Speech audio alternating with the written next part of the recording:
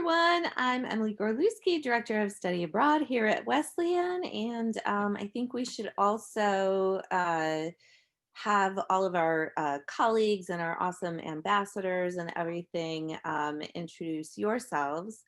But this session, welcome, thank you for coming. So this session is for students who are planning to study abroad maybe next year, maybe the year after that. So for first years and sophomores.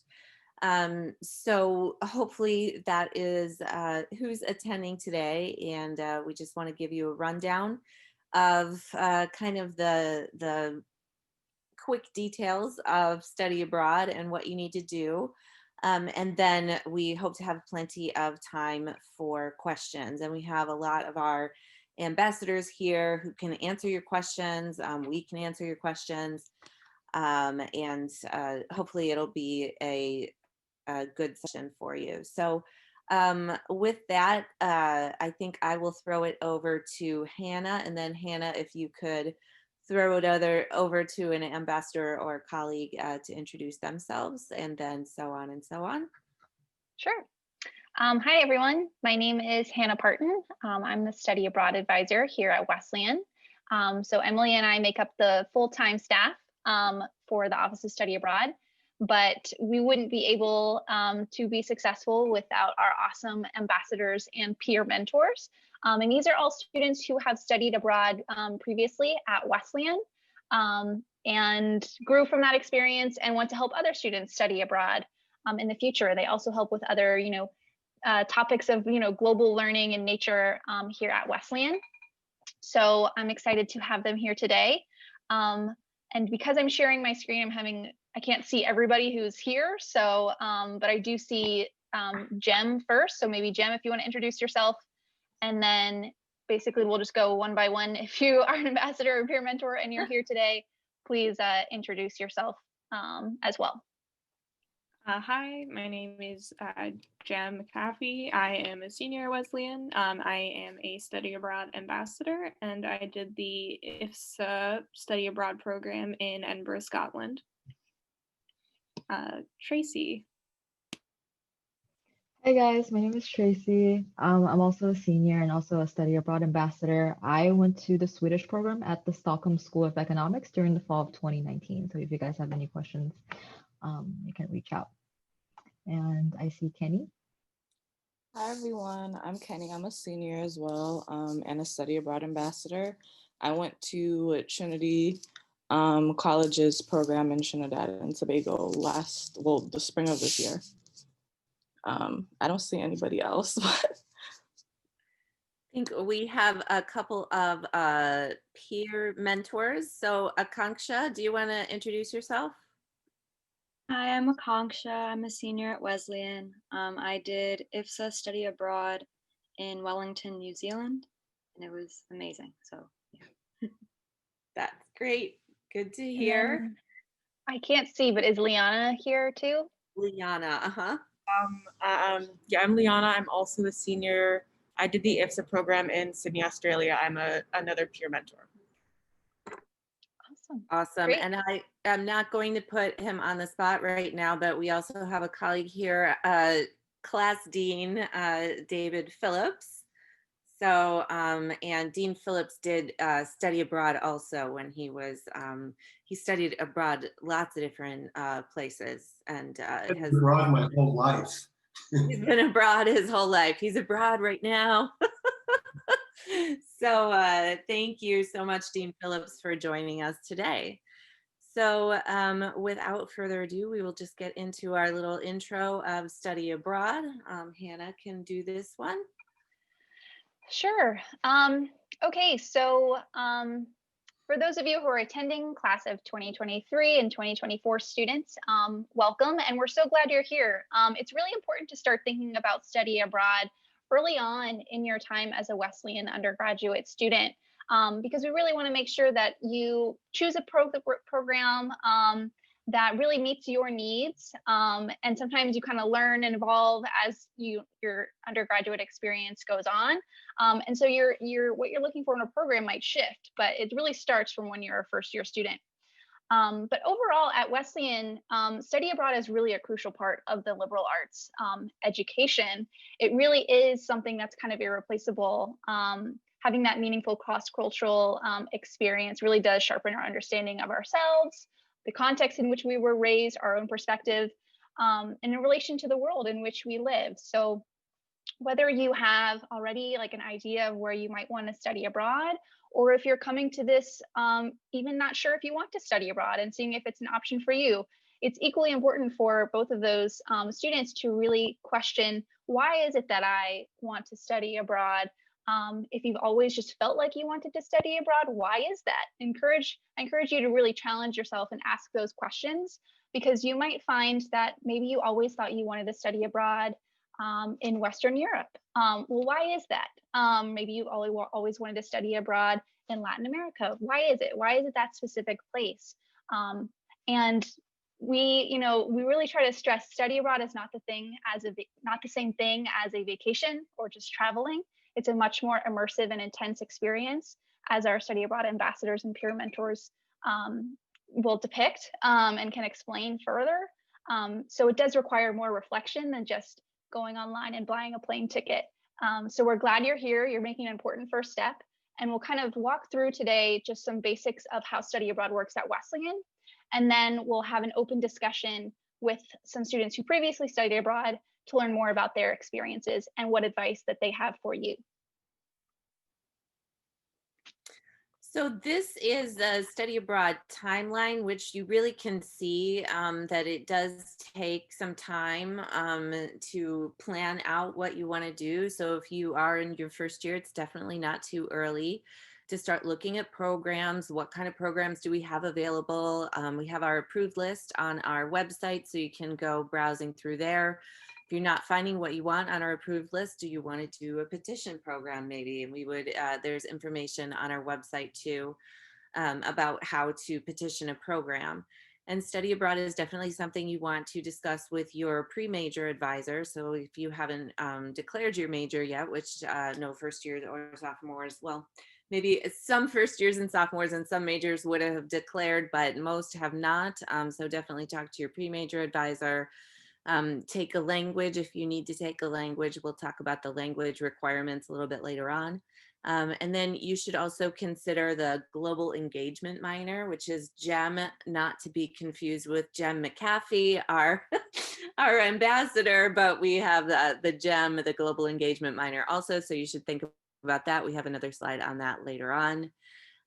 You wouldn't be applying to study abroad until really the year before you want to go. There are some exceptions that are earlier deadlines. So some programs in Japan and Oxford, you would need to apply a little bit earlier, but you want to be thinking about it. You want to be really moving forward on applications. And I say applications, one application is enough. It's not like applying to college, but you want to be doing that the year before you actually will be studying abroad. So go to the next one. Okay, so as you're starting to look into programs, you'll notice that there's different types. So we here at Wesleyan, we have 3 Wesleyan administered, Wesleyan run programs in Bologna, Italy, Madrid, Spain, and Paris, France. These are language immersive programs that we run in partnership with Vassar for all 3, in addition to Wellesley with our program in Bologna. We also have pre-approved programs. So because not every student wants to study abroad in Italy, Spain, or France, we work with a variety of institutions and providers who offer programs all over the world. Some of these programs are with a provider, so with an organization that specializes in helping students study abroad. Some of our pre-approved programs are institutions where a student can direct enroll. For example, La Universidad de los Andes in Bogota. Finally, students, if they find that there's not a program on this pre-approved list or on Wesleyan's administered programs, which by the way, that's over 100 programs, there are a lot to pick from. But if a student finds a program that really meets their academic needs in a way that they are not seeing any of these other pre-approved programs do, then they can petition. It's a very simple process. We don't want you to be intimidated by it. You get to meet Emily, as you've already met. She's great and wonderful. So you just have a conversation with her about how you found your program. Why is it this program that interests you? And really kind of we'll take it forward from there. But we do see students petition, for study abroad programs every year. So it's very common. If you have any questions about that, don't hesitate to ask. And here on the left, you'll see we list just the terms that students go abroad. So something that's really cool about Wesleyan is most students go abroad, excuse me, for a full semester or even a full year. We do see some students go abroad for a summer or a winter for a shorter term. If you're a student athlete, for example, and your sport season runs between the fall and the spring, so you can't study abroad during either of those semesters, a summer or a winter program might be a great fit for you. So there really are options for any student of any major, of any sport. We want you to be able to study abroad, but most students do go abroad for a full semester or a year because it really just lets you immerse yourself more in the culture and you just grow more from the experience.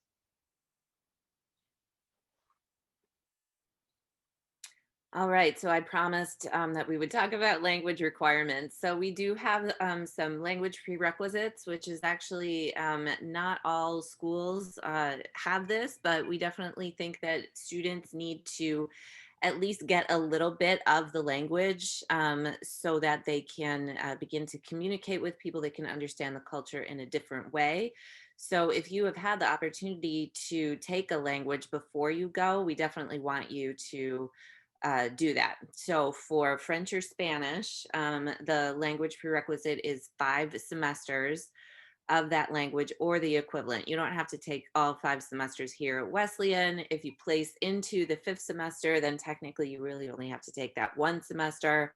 We do like you to take the language every semester until you go, if that's at all possible. That's recommended, just because if you don't use the language for a long time, you do tend to kind of like regress in your ability. So at least for the 1 semester before you go, we want you to be taking that language. But in order, like just the really, the prerequisite itself is only that 5 semesters.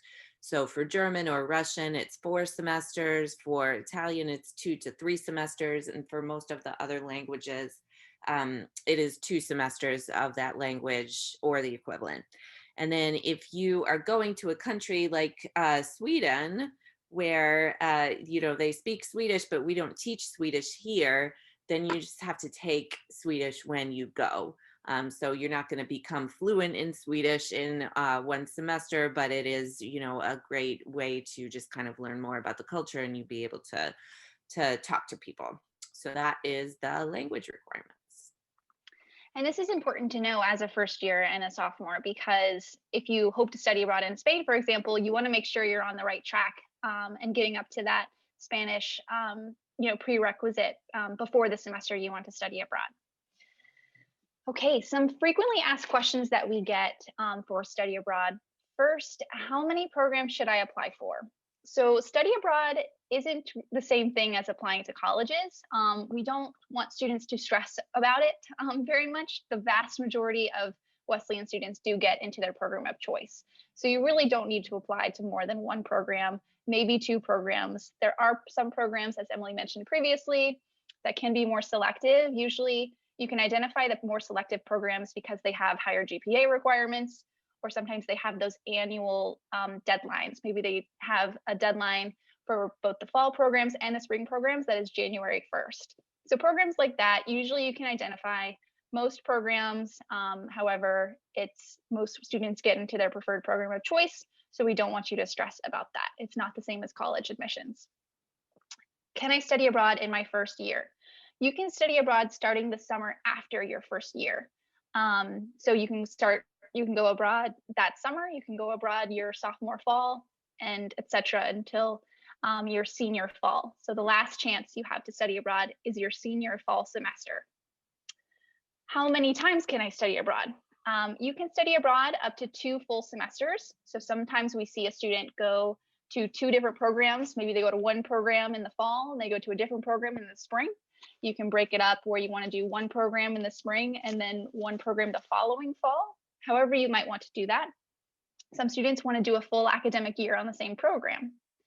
For summer and winter study abroad, you can go every summer and winter if you want.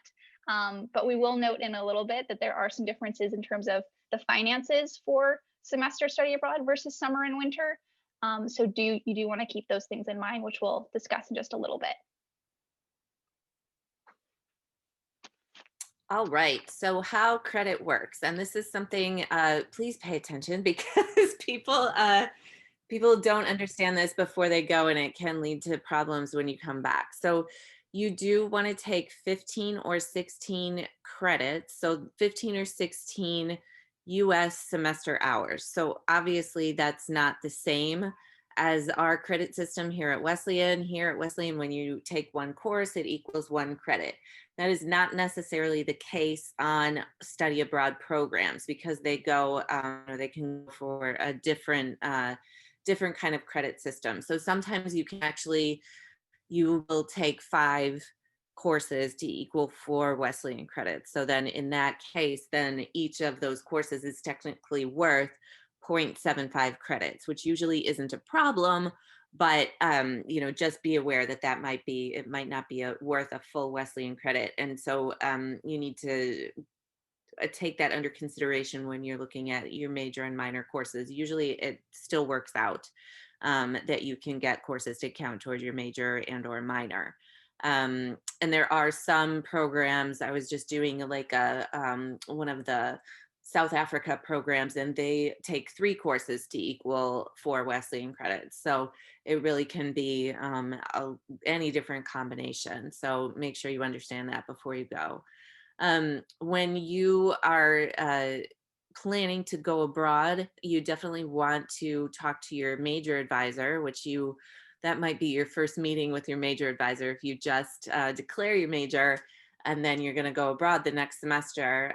Talk to your major advisor about which courses are going to count towards your major and get those pre-approved if possible. If you are not wanting to take any courses towards your major and you just want university credit, you don't have to get any of those approved as long as they fall within the liberal arts.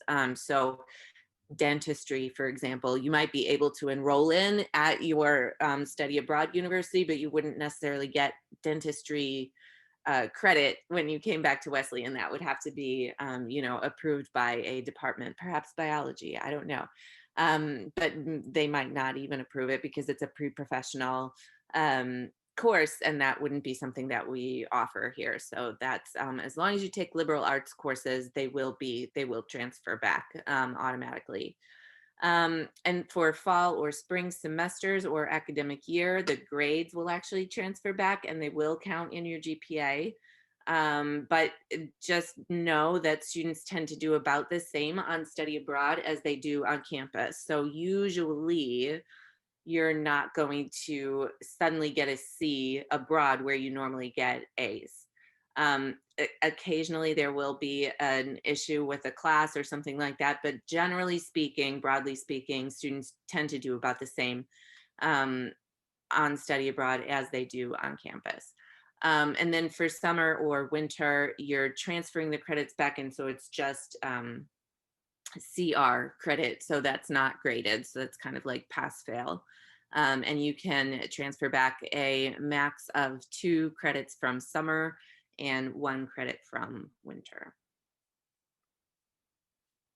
Okay, another area that we get a lot of questions about is how finances work, how financial aid works for study abroad. So it's pretty simple, but it differs based on what term you go abroad. So if you go in the fall or the spring, or you go for a full academic year, you will be billed Wesleyan tuition for your study abroad terms. However, you will be billed the program's cost of room and board. So you will not be charged Wesleyan's residential comprehensive fee. Instead, you will be charged whatever your program's cost of room and board is. For a program deposit, many programs do require a deposit in order for you to confirm your spot on the program. That's the only thing that the student pays directly to the program. However, if you need any assistance paying this, always reach out to our office and we would be happy to help and pay that upfront for you. Financial aid does apply for fall, spring, full year study abroad. So that's one of the reasons that we have the Wesleyan tuition model, is so we can offer financial aid. Basically how it works is we'll create a customized budget sheet for any student who's on Wesleyan financial aid. It's specific to your program, not just in terms of room and board, but also things like estimated travel cost, in-country travel, the books and supplies, any meals that aren't covered by the program. It gets very specific, and that's shared with you and with the Office of Financial Aid so that they can determine what your award is going to be for the semester that you are abroad. But if you have any questions about this, always reach out to us. We are more than happy to help. Another common question we get about finances and funding is students think that they have to pay their program's tuition on top of Wesleyan tuition, and that's not true. You just pay Wesleyan tuition and the program's cost of room and board to Wesleyan. So Wesleyan will kind of cover the bill for you directly with the provider, and then we bill you just on your student account like any other semester. So we really try to make it as simple as possible for you. So that's fall and spring. Summer and winter is a little bit different. So for those students doing those shorter programs, you're not charged Wesleyan's tuition, you're just charged the program's cost of tuition, as well as their cost of room and board. All the payments go directly from the student to the program provider. So you're not paying Wesleyan directly for any of those summer or winter program costs, unless it's a Wesleyan program, which you would know ahead of time, but most students go on non-Wesleyan summer or winter programs. So however, with summer and winter, because you're not paying Wesleyan tuition and because it's kind of a unique term, financial aid from Wesleyan does not apply. There are, however, lots of funding opportunities for summer and winter study abroad that students can apply to that can help alleviate some of the costs since they won't be receiving Wesleyan tuition. So again, if you have any questions about this, don't hesitate to reach out. We do this work all the time. We know it can get confusing. We can provide examples of budget sheets and things like that. So don't hesitate to reach out to us.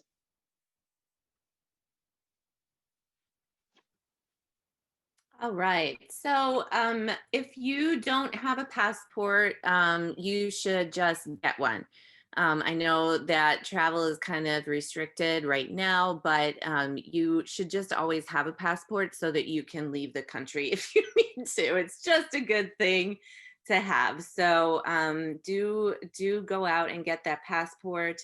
If you do have one and it's expired, you should think about renewing it. Even if you're not planning to study abroad for like a couple of years, it's a good thing to have, and then you will have it when you are ready to go abroad. And if you get one after you are 18, I think it's 18, they're good for 10 years. Whereas if you got it when you were a child, then they're only good for 5 years. So if you get one right now, then it'll be valid for longer. So you do have to get a visa sometimes when you are studying abroad. So it depends on the country that you're going to and what that country requires of US citizens or citizens from wherever you're from. We have a lot of international students studying abroad. You might have to go to a consulate in order to get a visa. So you might have to appear in person, you might have to have an appointment, and they will have your passport. So if you're applying for a visa is basically like either a stamp in your passport or it's like a whole thing that they paste into your passport. So they have to have your passport in order to do that. So if you are going to have your visa appointment, you can't go like on vacation to Mexico the next day because they will have your passport at the consulate where you had your visa appointment. So just be aware of that in your making plans for your study abroad program. And definitely right now, and probably for fall and spring next year as well, you definitely want to be sure that your program is going to run and that your program that you've gotten in and everything before you buy an actual plane ticket, because you don't want to be stuck with a non-refundable fare if anything should happen. So yeah. So that's the travel logistics part. So here is the global engagement minor. So I promised to talk about that a little bit. So the global engagement minor is really as kind of a pathway all through your undergraduate experience. It does have study abroad as a component of it, but there's many other things as well. So there are courses that you take in different geographical regions, and there is co-curricular stuff that you can do. And there's actually a seminar in your sophomore year, as well as a capstone in your senior year, that kind of help you synthesize all of the experiences that you've had. So study abroad, yes, but then also in your classes kind of help you to reflect and come through with understanding the intercultural skills and global knowledge that you have gained during your time here at Wesleyan. So it's a really cool option. So would encourage any first years or sophomores to think about declaring GEM as a minor. Okay, so this was just kind of our general overview of how study abroad works at Wesleyan. Every school kind of does it a little bit differently, so we did want to provide you some of that context. Now we're going to get to the fun part of things, where we're actually going to hear from some students who studied abroad and learn more about their experience. I did want to share real quick just our contact information. You can reach out to us at studyabroad@wesleyan.edu. Here's our website. And we do have advising hours 5 days a week. So Monday, Wednesday, Friday, 10 to noon, Tuesday, Thursday, 2 to 4. Those times are Eastern Standard Time for anyone who might be away from Wesleyan or away from Connecticut this semester. So do keep that in mind. If you can't make any of these times, but you want to chat with Emily or I over Zoom, feel free to send us an email and we can find another time to meet. All right, so with that, I'm going to stop sharing my screen and grab my questions for our awesome panelists. So just give me 1 second. Okay. All right, so we've already met our wonderful ambassadors and peer mentors who are here, who previously studied abroad. They share where they studied abroad. So my first question to our panelists is a pretty general one, but kind of ties back to how we started the presentation of why did you want to study abroad? And maybe when you answer, give us another reminder of where you went and share why you wanted to study abroad. So let's see, now that I see everybody, I'll just go in the order that I see everyone. So I'll start with Jem. Hi. So I wanted to study abroad because at that point I hadn't really ever left the United States. I'd been to Canada for like a weekend, but I feel like that doesn't really count a whole lot. And I feel like in college, like in general, like pushing myself like out of my comfort zone was something that I was very like invested in, because it's very easy for me to just not do that.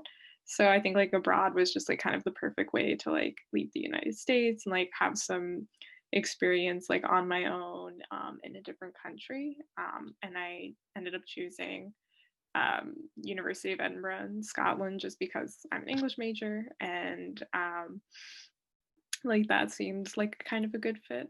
It's a really nice city, and the academic program is like pretty rigorous and exciting. Thank you, Jem. All right, I'll throw it over to Tracy now. Hi guys. Not to repeat what Jam said, but I think I have the same gist where I kind of, as a Chinese citizen, I grew up in Venezuela, so I had plenty of experiences living in Asia and in Latin America. So I wanted to try a different continent that I haven't lived in before, and I thought Europe is just a very good option and a very obvious one. And then Wesleyan has this very nice partnership with the Swedish program. It is also the first offer I've ever given, I guess, at a study abroad program. And then I decided just why not?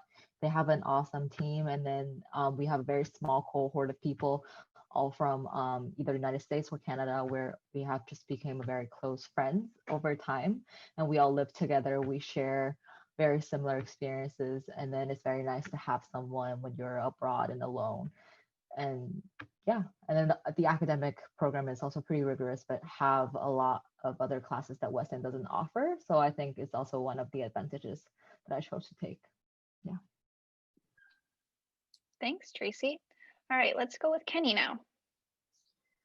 Hi everyone. I think I studied abroad, or I wanted to study abroad like really last minute, the fall before I went, because I just didn't want to miss out on like immersing myself in a culture that was in my own or American culture, especially because I don't think, like, I don't know when else in my life I would like be able to just go somewhere and just do nothing but live there and take classes for like that long. Um, so I thought that it would be a really good opportunity. And I picked the Trinity and Trinidad program because growing up in inner city Boston, there's a really big Caribbean community and there already. So I was already familiar with soca music and carnival and stuff. So I had already had an interest, but my like knowledge about their particular culture was really surface level. So I thought I should take the opportunity to really immerse myself in it. Thanks, Kenny. All right, Akanksha. So I grew up in a lot of different countries around the world, and it was a really hard transition for me. So I had a very iffy relationship with traveling. And I didn't actually want to study abroad for like the first 2 years of college because like it was my sister's senior year of high school and I wanted to be there for her. But I was talking to a friend and she was like, who studied abroad in Amsterdam. And she was like, it's the best thing you can ever do for yourself. You should definitely do it. And like it's like you might not like if you could travel anywhere, if you could do anything you want, like what would you do? And I'd be like, I'd go to New Zealand because it seems beautiful. And she's like, well, this is your chance to do that, like take this opportunity while you have it. And I did. And I think traveling by myself was a different experience than like traveling with my family because I had like my own motives and it was my own journey. And in New Zealand, they talk about, or they have Maori and Pacifica literature and just studies, which is something I never heard about and you just don't hear talked about in America other than Moana, the Disney movie. So I really wanted to learn more, especially since like I'm an English major. So growing up in the States for the most part, the only literature that you're really taught of is European literature. And I wanted to read more things written by people who looked like me or just people that didn't fit that mold that I always grew up as the assumed canon of literature. So I took like Indigenous science courses and artist courses in literature, and it felt very humanizing. So I'm really glad that I did that. Thanks for sharing, Akanksha. Great. All right, and then Liana. Yeah, so like a few of you guys, I hadn't considered going abroad until my sophomore spring. And I realized every single one of my close friends on campus was going abroad and was not going to be here that semester.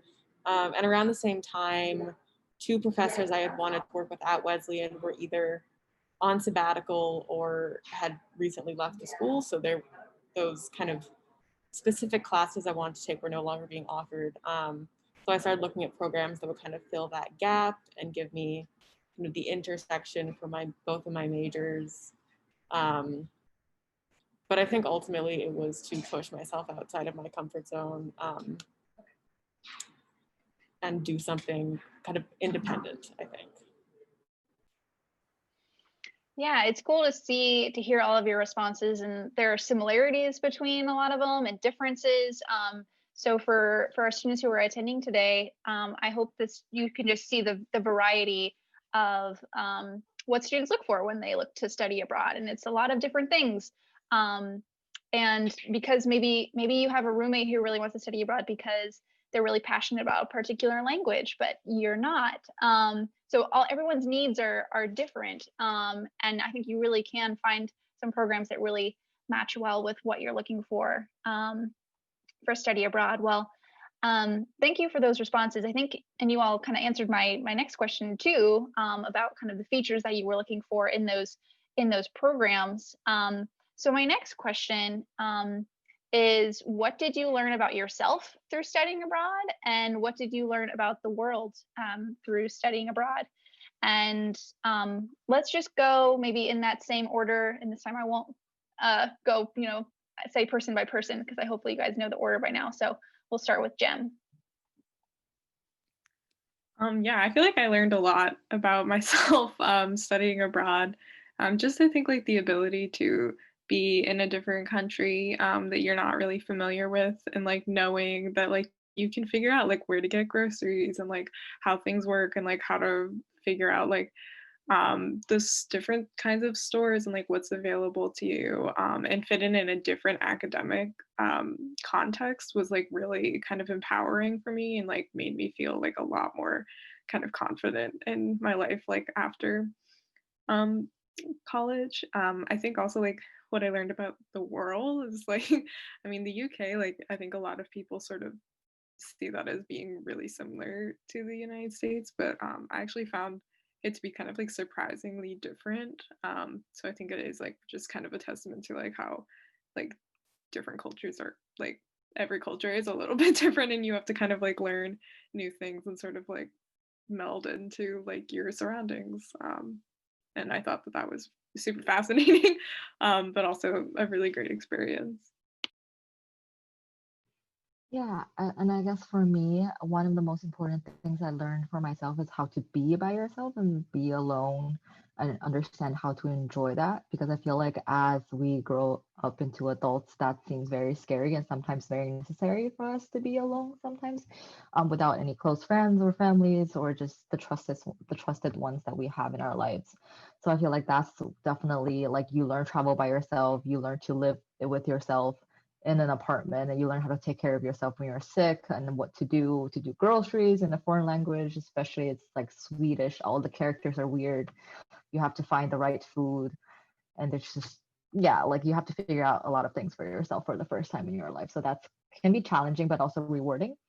And also to say about what I learned about the world is that it's like the first time where I have lived in a very developed country like Sweden, where you can actually see the advances and how people are living in a socialist country such as Sweden. And it's very different to like kind of read about it in the lectures or read about it in the scholars, scholarly articles, sorry, that it's quite different living in the same world as them and also experiencing that with them. So like that really helped me see, especially as a social science major, as a sociology major, it's very intriguing to actually live through that and ask ourselves how we can kind of help the US or other countries to develop into a system like that. So like it's pretty interesting overall.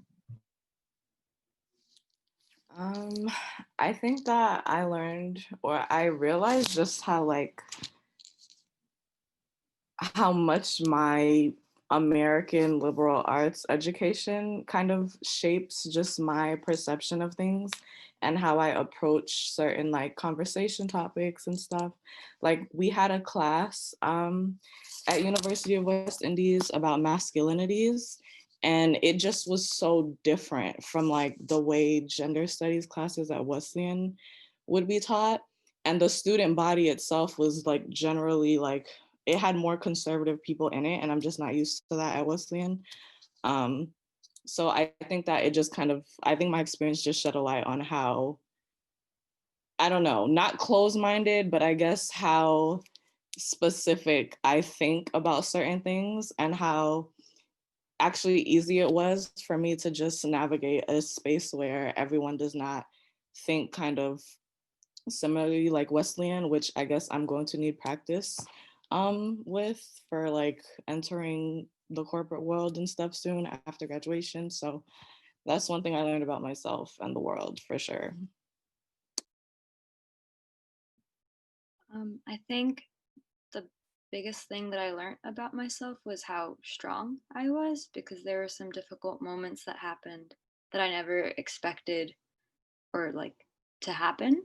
But it was so nice to see how I built my support system and like came up with activities, and I was able to kind of dictate the activities that I wanted in my life and be very creative, which is also another thing I didn't realize how much I could be. So that was really cool. I learned a lot about myself and my potential that way. Um, and one thing I learned about the world is this is very cheesy, but it's really kind. Like there's a lot of really kind people out there, And I feel like I'm very pessimistic. So I was just like, oh, the world is full of bad people and bad things and gah. But going abroad and just like meeting random people all the time, and majority of the time they're really, really kind, and you're able to be friends with them, and just in so many different circumstances from because I think at Wesleyan also, like, most people know each other because you're studying at Wesleyan.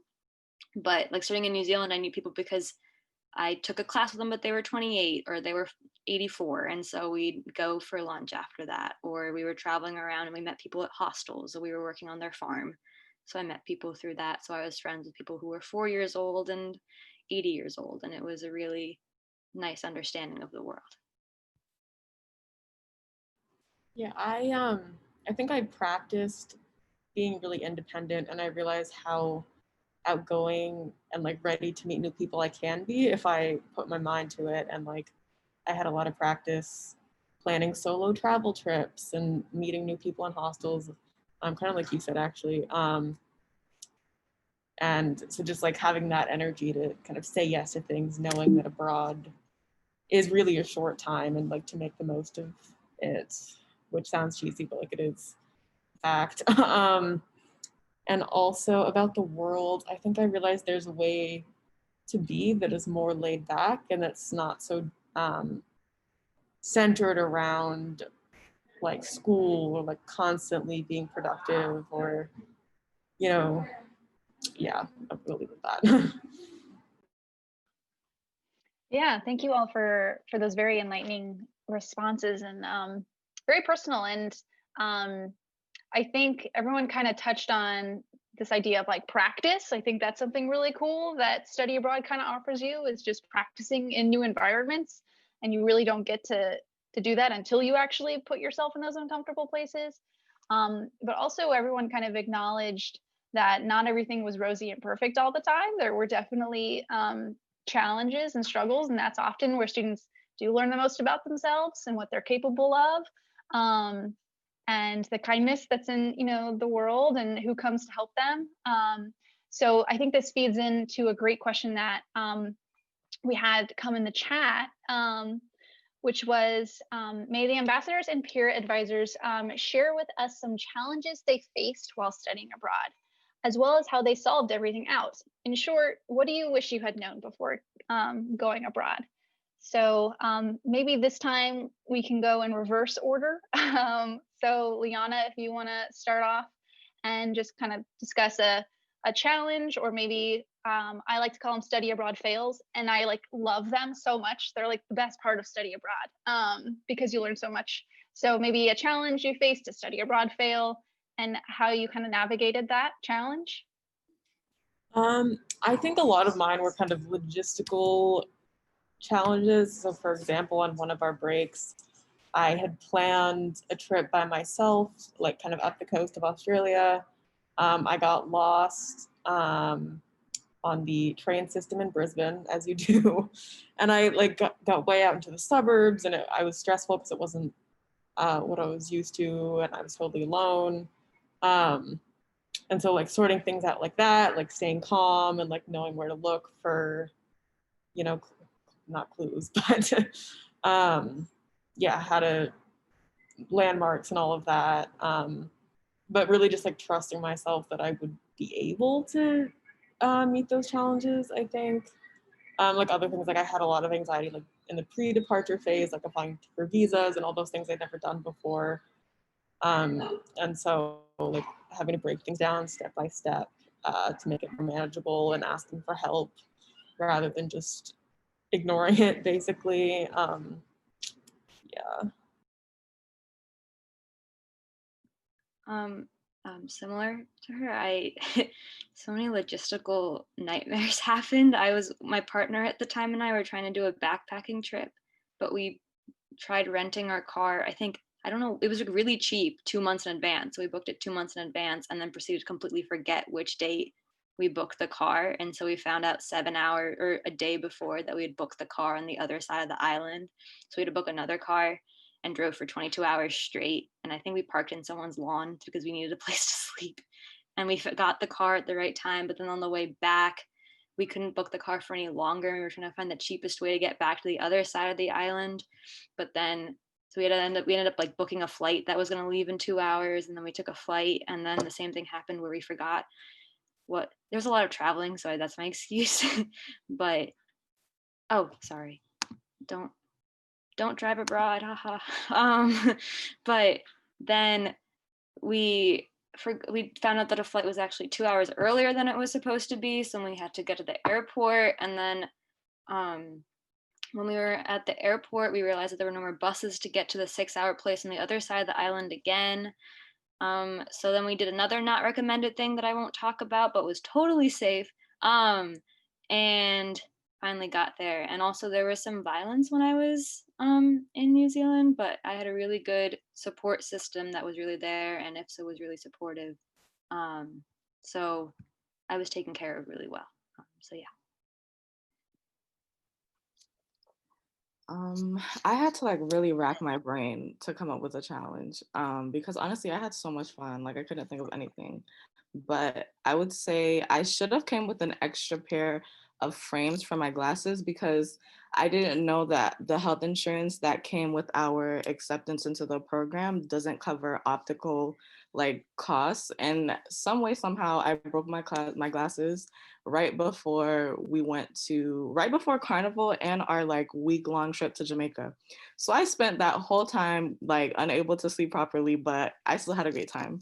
But it was just something that could have been avoided. But yeah, I think that sometimes before going abroad, maybe just double check to see if you should like bring extra cash just in case you need to get something you like really need replaced. Yeah, because health insurance doesn't cover everything. So did you end up getting new glasses there? Yeah, I mean, we came home early anyway.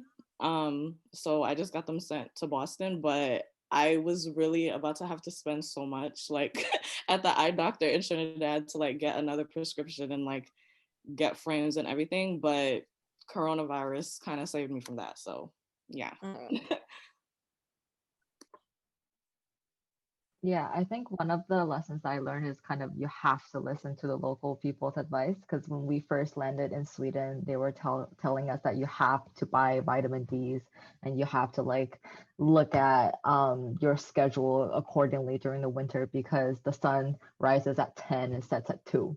And it was not a joke. It was literally like the first time in my life that I had 4 hours of sunlight where I was in class for that 4 hours. So when I left my house, it was like dark. When I left the classroom, it was dark. It was not fun. So like it really wrecks your whole sleeping schedule, and then you're like a little weird and you're like stressed and depressed and all that. So like you really have to take these advices seriously. They're not joking. These are just life-saving advices that you need to like, yeah. So like if you're going to Sweden or like any of the Nordic countries, you really should take your vitamin Ds.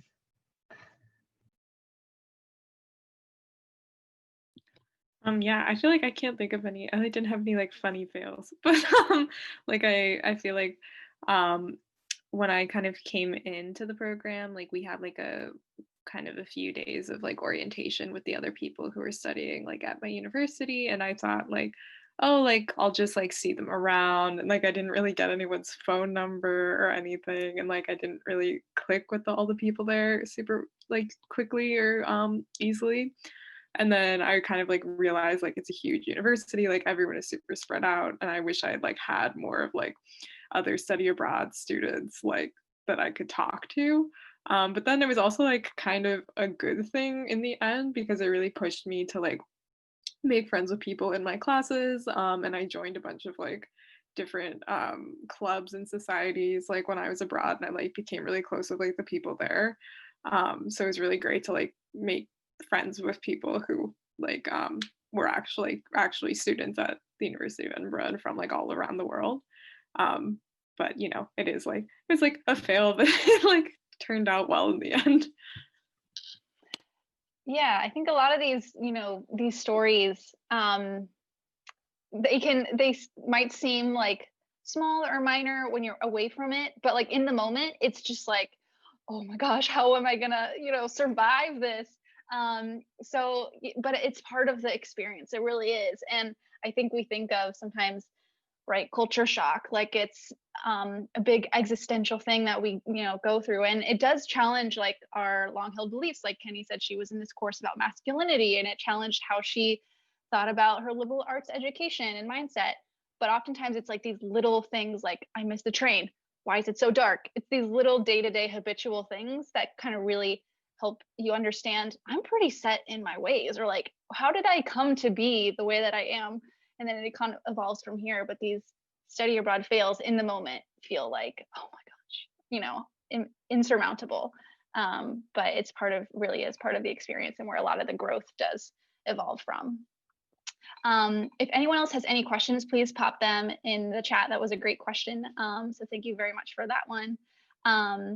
And my last question is, what is a piece of advice you would give to students who are interested in studying abroad? So for our students who are here today, so they're not maybe even the semester before, but they're kind of still in their planning phase.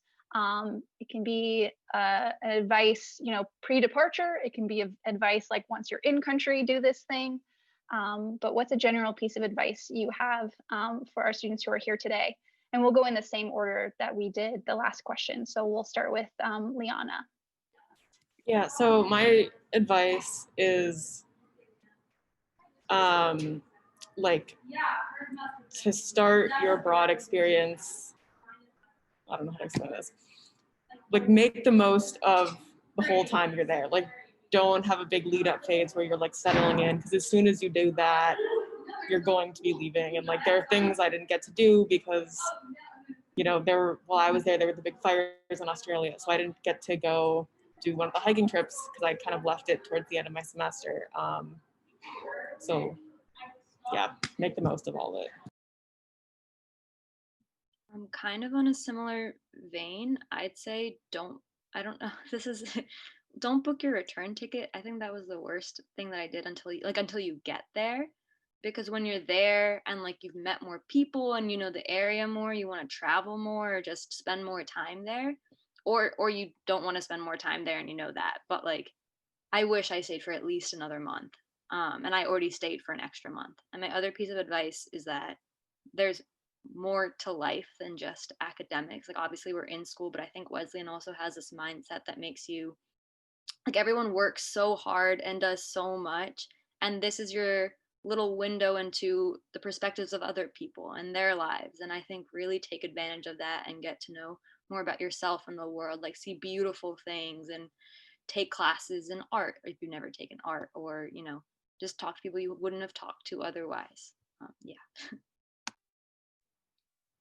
I would say if you know that you're somebody who needs a strong support system and like I don't know, good friends around you to function and to like have fun and do well, you should like look into like whether your program has a strong cohort that comes in like with you, because I didn't really have to like try to make friends. Like everybody was already super close.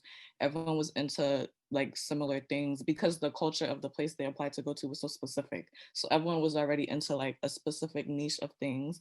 Everyone looked like me that I was taking classes with. Like it was just a very comfortable environment. And it was also very familial in the way that like all of our internships were people that like work for Trinity, like all of our drivers, everything. So everyone just like, we got close to the drivers, like we knew like their kids, everything. So it was just a really easy place for me to like be comfortable and like ask people for help if I needed help, or like if I had questions. So if you're someone who is like that, I know I would do really horrible at a place where I would just have to go in and just make friends with random people at this big university that I haven't had to do that since freshman year. So I would say just know yourself and like talk to people that have been in the program to see if it would be a good fit for you. Yeah, one of my advice that I can think of is because I am a double major with a minor, it was a very stressful period to kind of have everything fit for my majors with study abroad and getting approval. So you really should plan ahead, at least leave out 2 to 3 weeks after you know which program you're going, plan 2 to 3 weeks ahead to have these done, because different people have different schedules, and then you might not find them in time and you don't want to miss a deadline. So like you need to take your time and organize your stuff, see the classes that you're going to take, see how that fits with your major and minor requirements as early as possible, so you can get it out of your hair and enjoy the process. I guess my advice would be kind of like, don't be afraid to like kind of like be in the situation and like learn from like people around you and like the locals. And I think like as soon as I kind of realized like, oh, I don't have like a strong cohort, I'm on my own here, I gotta make my own friends. Like I ended up having such a good experience just kind of like going with the flow of that, and like learning a lot from the people I met, and just like asking questions about their culture. And like most times people are really excited to talk about their culture and like want to know more about your culture. So I would say just kind of go with the flow. All right, thank you all. It was helpful to know your advice because too, I think it really tied back to why you chose your programs in the first place. And it really does come from knowing yourself, knowing what your needs are, what kind of program you could be most successful in. And at Wesleyan, we do have a wide variety to pick from. So Emily and I would love to chat with you about any questions you might have. I'm also going to pop in the chat here a link to our peer support page where you can learn more about our ambassadors and our peer mentors, their program experiences, and reach out to them if you have any follow-up questions. And then I'm going to send one final link into the chat as well. And this is for, it's a Google form for just how you heard about this event, what you thought of this event. This is helpful just for us in planning International Education Week. So we would really appreciate if you would take some time to quickly complete that. Should take a minute or less. But I really want to thank our panelists here today. You guys were absolutely phenomenal. We love our ambassadors and our peer mentors because they can really just speak to the study abroad experience in a way that Emily and I just can't because they just went. So we do really appreciate your time here today. Emily, did you have any last thoughts? Just thank all of you guys. Thanks to the ambassadors and peer mentors, and thanks to Dean Phillips for coming, and thanks to our attendees. And please feel free to reach out to any of us. And thank you, Hannah, for moderating the discussion with the ambassadors and peer mentors. That was awesome. Okay, well, we are right at 4 o'clock. We did an awesome job of sticking to our time. So thank you all so much for coming. This was recorded, so you can watch it back a million times if you want to. All right, thanks everyone. Thank you. Bye. Bye.